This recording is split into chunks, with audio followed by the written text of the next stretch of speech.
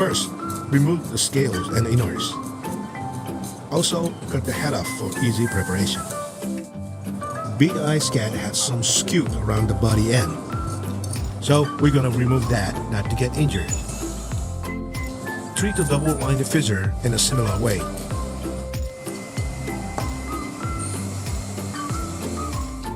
Next, cut it open from the belly side like a butterfly in a way of leaving just a little bit of the flesh and the skin as a joint section. There's another way to cut it open. Cut it from top side of the fish, leaving the belly side as a joint section. This one is a little harder than the other way. You can choose easier way. Filleting is complete. In this particular time, we're gonna use less salt than usual not to get too salty. And soak the fish in 5% brine for 1 hour.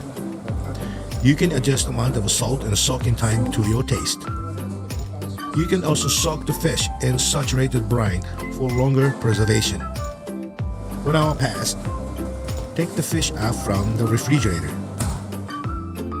Line them up on the net or wire rack to dry.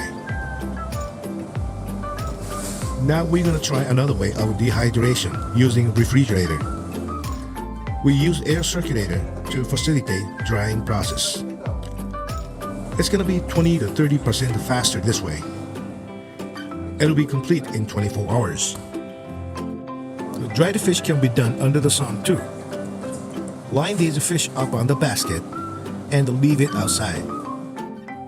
It's better to be placed in the shade with a nice breeze, even better in a dry season.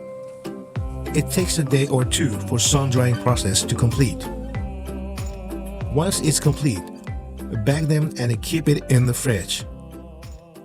Freezing can preserve the product.